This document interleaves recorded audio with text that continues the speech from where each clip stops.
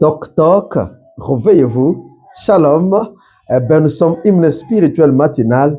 Merci de nous recevoir chez vous encore une fois au travers de cette vidéo. Wow! Une joie de savoir que vous allez bien. Nous avons annoncé hier que nous avons entamé notre deuxième trimestre de cette année, mais nous avons de quoi rendre les actions de grâce à Dieu pour le tout premier trimestre de l'année, mes amis. Ensemble réunis en ces lieux dans hymne spirituel matinal, qu'est-ce que nous faisons? Nous hissons les drapeaux. Jésus-Christ. Alléluia. Alléluia. Nouveau jour, nouvelle vie, nouvelles opportunités. Ah oui, et pour vous et pour moi, nous disons Amen pour les opportunités. C'est un mois qui arrive pour les opportunités. C'est un matin des opportunités. Et toute cette année, bien-aimés frères et sœurs, let's celebrate Jesus.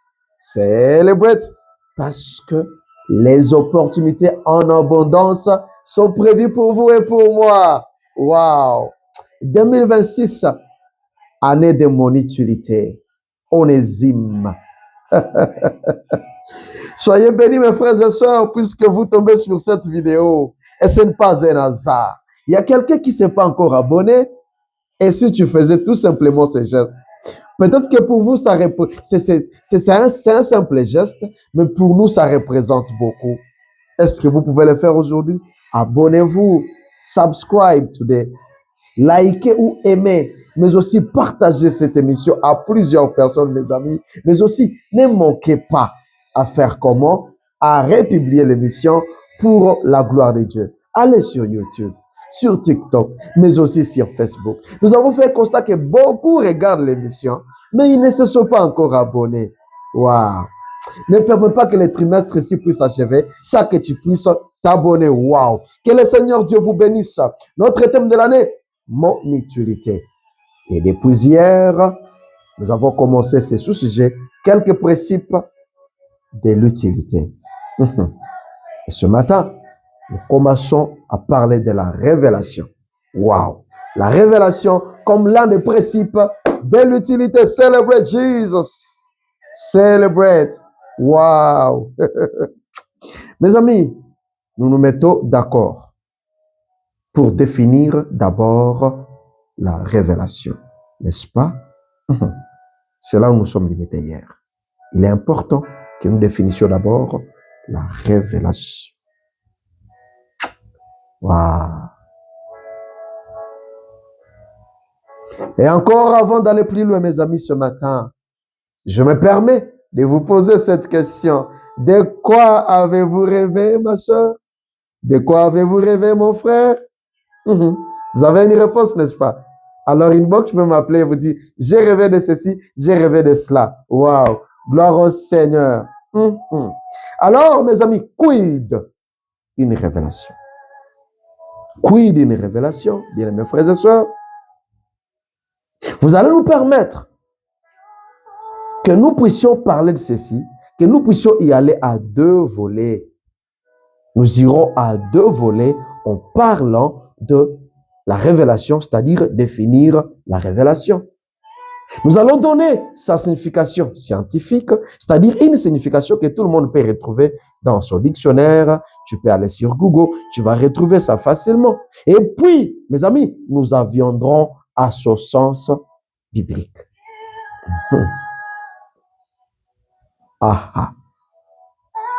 Scientifiquement, une révélation est une surprise. Je sais qu'il y a beaucoup ici qui aiment des surprises. On dit surprise, on te ferme les yeux et puis on dit ferme tes yeux, viens marcher jusqu'à ce. Et bien on dit surprise. Scientifiquement, une révélation, c'est une surprise. Scientifiquement, une révélation est une découverte d'une certaine information cachée. Alléluia. Alléluia. C'est-à-dire que scientifiquement, encore une fois, la révélation était faite, nouvellement réalisée. C'est-à-dire quelque chose qui vient de se réaliser il n'y a pas longtemps, on dit une révélation. Alléluia. Ceci fait allusion ou ceci fait savoir qu'une révélation, bien-aimés frères et sœurs, est une expérience d'éclaircissement. Alléluia. est une expérience d'éclaircissement. C'est comme si, waouh, les yeux se sont ouverts, on voit quelque chose qu'on n'avait pas encore vu. Alléluia. Une expérience d'un certain éclaircissement. Waouh! Et je t'annonce ce matin, dans le nom de Jésus, sors du ténèbre, sors de l'aveuglement, sors de l'obscurité, vois au nom de Jésus. Ce matin, c'est une matinée de surprise. Les surprises viennent du ciel pour toi. Les surprises te tombent dessus venant du ciel au nom de Jésus. Il y a une surprise ce matin pour toi, pour ta maison, pour ta famille, dans le nom de Jésus. C'est une révélation. Si on ne se limitait qu'à ce sens-là, scientifique. Reçois ta surprise ce matin au nom de Jésus-Christ. Aujourd'hui, tu vas voir ce que tu n'as pas l'habitude de voir, ce que tes parents n'ont jamais vu, ce que tes ancêtres n'ont jamais vu. Tu vas le voir parce que c'est ce que Dieu veut pour toi, pour révéler ton utilité. Oh, oh. Quelqu'un dit Amen pendant que nous avançons. Alléluia. Bien-aimés frères et sœurs, l'on ne peut jamais devenir utile dans cette vie ici sans être du côté de l'éclairage, sans être du côté de l'éclaircissement, bien-aimés frères et sœurs. Alléluia. Les hommes ou les femmes utiles dans cette vie sur terre sont ceux qui ont été éclairés. Alléluia. Regarde un peu ta vie. Jusqu'à quand vas-tu rester du côté noir, du côté des gens qui ne sont pas éclairés? Non, refuse cela ce matin. Refuse cela ce matin. Tu dois être du côté de la lumière, de là où les gens sont éclairés, puisque dans cette vie, les hommes utiles et les femmes utiles sont ceux-là qui sont du côté de l'éclairage. Et d'ailleurs, dans l'histoire de la Bible, parmi les plaies que Dieu va infliger à l'Égypte, pour libérer son peuple, pour montrer que son peuple était en train d'aller dans son utilité, il y a eu un moment où il y a eu l'obscurité chez tous les Égyptiens, pendant que là où il y avait les enfants d'Israël, partout là, il y avait de la lumière. Vous pouvez retrouver cela dans Exode chapitre 10, à partir du verset 21 jusqu'à 23. Alléluia. Il y avait la lumière, il y avait de l'éclairage, là où il y avait le peuple de Dieu. Pourquoi? C'est ça la révélation. C'est-à-dire que l'utilité est dans la lumière. Waouh!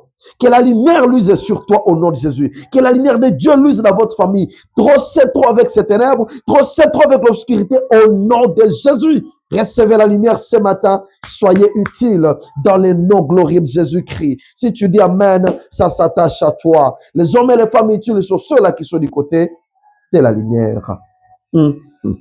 Et ce gens-là, bien-aimés, utiles, qui ont rencontré la lumière, c'est-à-dire ils sont utiles dans tel domaine ou autre, parce qu'ils ont un éclairage quelconque, bien-aimés, frères et sœurs. Aha. Aha. Alors, bibliquement, lisons ensemble ces passages. Aha. Vous êtes prêts, prêtes? La Bible dit ceci: la révélation de tes paroles est claire. Elle donne de l'intelligence aux simples. Wow. Psaume 119, 130. Alléluia. Vous l'avez bien saisi? Mes amis, bibliquement, la révélation, c'est bien plus qu'une simple surprise maintenant. Ah, si tout à l'heure, là, je viens de vous dire qu'il y aura des surprises ce matin agréables pour vous, venant du ciel, mais maintenant, descendons au sens biblique. Ici, la Bible nous montre que la révélation, c'est bien au-delà d'une simple surprise. Alléluia. Aujourd'hui, tu vas recevoir plus qu'une simple surprise. Il s'agit bien d'une illumination. Quand je dis illumination, est-ce que vous sentez, il y a illumination. C'est-à-dire quand on voit le il là, au début, le in, il y a l'idée que la lumière, si te submerge, la lumière commence par dedans et puis à dehors. Il s'agit d'une certaine illumination qui porte en elle une compréhension des Écritures. Waouh, nous y arrivons. Alléluia. Je sais que c'est compréhensible, n'est-ce pas? Il s'agit d'une illumination. La révélation est une illumination qui n'est pas vide, mais qui porte en elle qui porte en elle une compréhension des Écritures. Waouh! Quelles Écritures alors? Quelqu'un pose la question, mais pourquoi ai-je vraiment besoin de comprendre les Écritures? Pasteur. Pour me faire comprendre, bien-aimés frères et sœurs, pour me faire comprendre, je vais encore une fois faire allusion à cet ordinateur-là qui te permet de me regarder ce matin. Je vais faire allusion à cet appareil téléphonique que tu détiens qui te permet de nous regarder. Ah ah. Tu dis, pasteur, c'est quoi avec mon téléphone? C'est quoi avec mon ordinateur? Juste une illustration. Je ne vais rien en faire. Alléluia. Alors, considérons un peu cet ordinateur-là ou ce téléphone-là. Mes amis, je vous assure que cet appareil ne vous aurait servi à rien si son fabricant, si son fabricant ne le fit pas accompagner ou ne le fit pas suivre d'une écriture quelconque. Vous comprenez? Le téléphone que vous avez, l'ordinateur que vous avez, a été accompagné d'une écriture quelconque par son fabricant. Ah ah! Waouh! Est-ce que l'on est en train de me comprendre? Et c'est ce qu'on appelle les catalogues. Le fabricant a inclus le catalogue dans la boîte ou dans le carton pour accompagner cet ordinateur-là, pour accompagner ce téléphone-là, pour que cela vous soit utile. Je pense que je me fais comprendre. Je pense qu'il n'y a personne qui pourra me contredire à ce point ici. N'est-ce pas, bien-aimés frères et sœurs? Est-ce que quelqu'un va me contredire? Je ne pense pas. Puisqu'il y a eu un catalogue, c'est pourquoi vous avez besoin de comprendre aussi et saisir les écritures qui vous concernent pour votre utilité. Dites Amen pendant que nous avançons. Ah ah. Alors, que dit la Bible, mes amis, pour aller chuter ce matin? Que dit la Bible pour que nous nous comprenions? La Bible dit ceci: au commencement était la parole, et la parole était avec Dieu, et la parole était Dieu. Elle était au commencement avec Dieu. Jean, chapitre 1er, le verset 1 et le verset 2. Ah ah.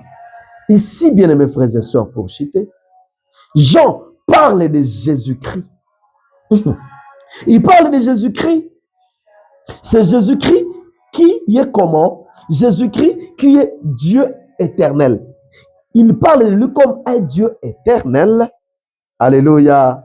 Est-ce qu'on peut acclamer Jésus-Christ, notre Dieu éternel, lui qui était, qui est et qui sera éternellement? Il parle de lui comme un Dieu éternel, c'est-à-dire notre fabricant. Il a été là, il est là et il sera là.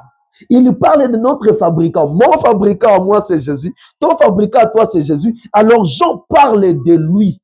Au commencement était lui. Au commencement était lui. La parole. Notre fabricant, Jésus. Alléluia. C'est ainsi que la Bible, mes amis, n'est pas à prendre comme un livre externe à notre vie. Non, non, non. Regarde ta bibliothèque.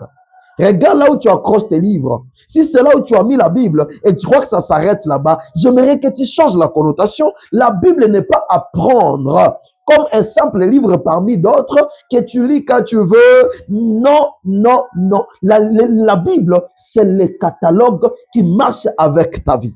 Puisque notre fabricant, il était la parole, il est la parole, alors il a imprimé ce qu'il est au travers de cette Bible pour que toi tu comprennes. Et lorsque tu prends ça, ta vie ne se limite pas seulement à ces livres parce que ce sont des papiers, mais il s'agit de la révélation que toi tu saisis à partir de ces écritures qui te concernent, bien mes frères et sœurs. Ça, tout le monde peut la voir. Même un voyou, même un sorcier, il peut se promener avec cette Bible, mes amis, mais il s'agit plutôt de comprendre la révélation qui est ici dedans, que les fabricants avaient inclus ici pour toi et pour moi. C'est là que tu trouves l'essence. C'est ce qu'on appelle la révélation.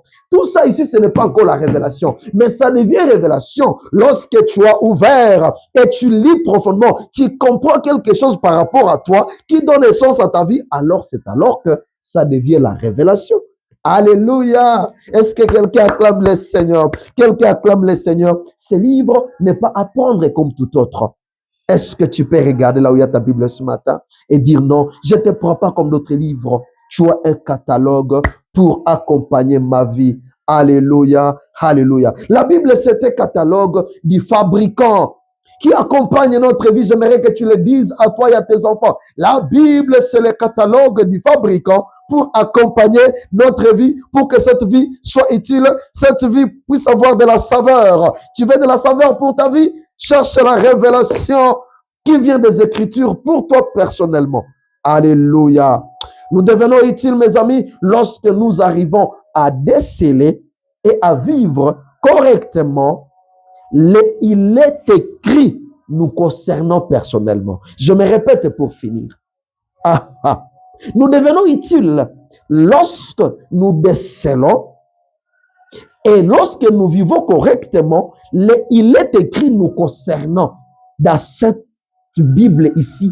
C'est-à-dire, elle est grande, mais il est écrit pour chacun de nous. Et lorsque tu découvres, il est écrit proprement pour toi, alors tu deviens utile. C'est l'année de mon utilité. Je reçois la révélation. Je reçois la révélation au nom de Jésus. Mais bien aimés frères et sœurs, nous disons que ce manuel, c'est le catalogue, c'est ce que nous appelons la révélation pour toi lorsque tu arrives à prendre ta part. Je prie au nom de Jésus que la révélation te tombe dessus ce matin. Toi qui me regardes, tu ne vis pas comme tout le monde. Tu ne vis pas dans la masse au nom de Jésus. Tu ne vis pas dans la masse pour que Dieu puisse délivrer son peuple. Il a sorti son peuple de la masse égyptienne. Il a mis à côté pour donner la lumière. Ce matin, la lumière tombe sur toi. La lumière, c'est ça la révélation. Et je t'assure que rien ne va t'empêcher de vivre ton utilité cette année.